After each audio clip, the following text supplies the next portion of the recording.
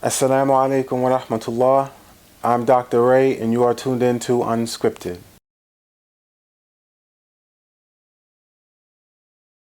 Alhamdulillah, today I wanted to talk to you about something related to the emotional stress that we experience sometimes in a way that is more metaphorical, but something that is also something that we tangibly experience ourselves at times.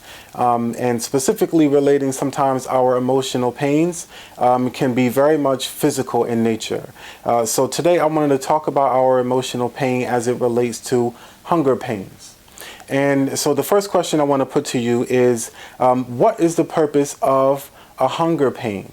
Right? What does that pain represent for you physically and emotionally as well? When you understand it physically and emotionally, it's a signal, right? It's a sign. It's something that is meant to tell you from your body, a communication from your body to your brain, but then from your body to your conscious, aware self, that your body is in need of something. It's in need of nourishment. It's in need of sustenance. It's in need of something to actually help it maintain its own self, to maintain its energy level, its health, its ability to regulate itself in one way or another. So I want you to understand your emotional pains from that same perspective, right?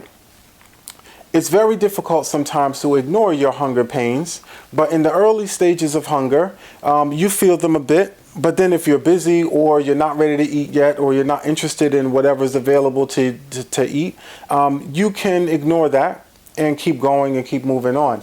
But over time, even though you might forget that you're hungry, we all go through this, that hunger pain will return, and each time it returns, it's stronger and stronger and stronger. And again, that's your body's way of communicating to itself. It's almost like, you watch your gas tank kind of drift down toward E.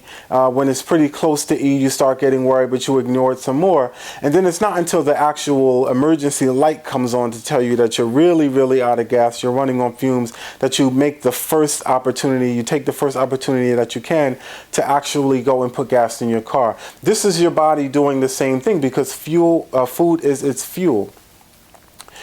So at times we do this with our emotions, right? And we forget that our emotions have almost the same function as this hunger pain. When we're feeling some sort of pain mentally and emotionally, and sometimes if we ignore it long enough, it becomes manifested physiologically, that is our heart's way, our emotional life's way of communicating to us that there is something that needs to be nourished. There is something that needs to be sustained. And the fuel that keeps you going emotionally is depleted. So I want you to understand it from that same perspective. Do you find it easier to go along ignoring your emotional pain, ignoring your emotional pain, ignoring your emotional pain? And at the same time, do you realize that things are also becoming emotionally and situationally worse for you? Is that not a result of sometimes ignoring whatever emotional issue it is that you're dealing with? Right? Because you can't necessarily ignore the emotional pain without ignoring the situation that's bringing the pain about. Right? It's almost like ignoring your hunger pains, but then also, surrounding yourself with all types of food and drink and all of those types of things. It's only going to make you hungrier, right? It's only going to make you want it more because it's accessible to you. You're surrounded by it. And so there's going to be more and more of a desire to address that need within your own self. And this is the same thing that we do emotionally sometimes. Now I want to transition here to say to you that ignoring this emotional pain is very, very difficult to do, again, because it escalates just like your hunger pain does. And I want to introduce you to this concept of something I like to call an emotional debt, right? And everyone knows what debt is. It's when you owe something. Right? Imagine you owe money. You are in debt. At the end of every month or the beginning of every month, depending on your billing situation, you owe money for your cell phone bill, you owe money for your utilities or your cable or college or what have you.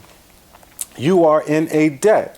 And it's not until you pay that debt that you're allowed to continue moving on, right, with your utilities, again, with your college tuition, again, with whatever it is, you know, your rent for your apartment or your home.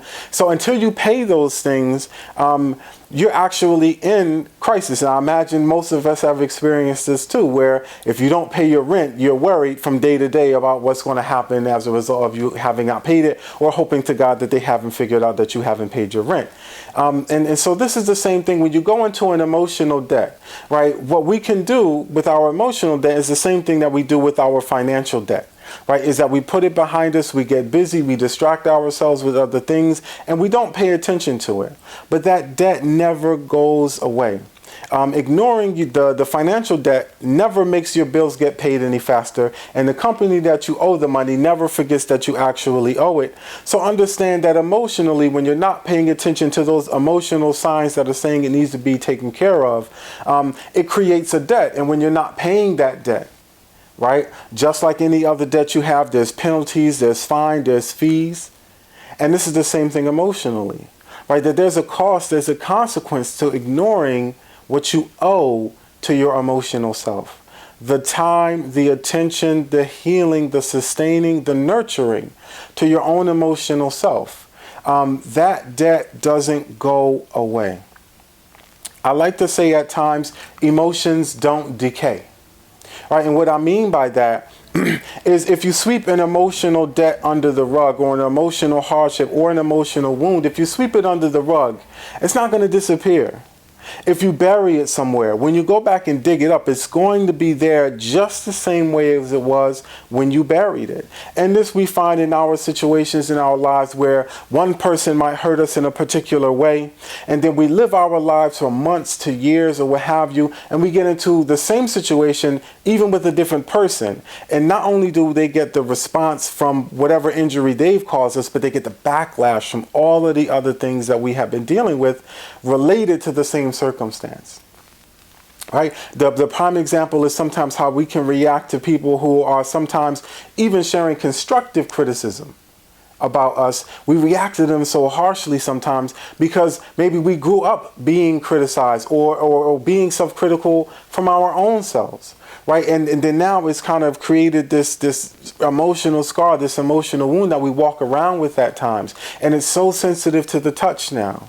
And that anybody can come along and even just brush up against it or say even the slightest thing. And it causes us so much pain. It causes us so much anger or anxiety or frustration that we lash out. And that's because that debt has not been paid.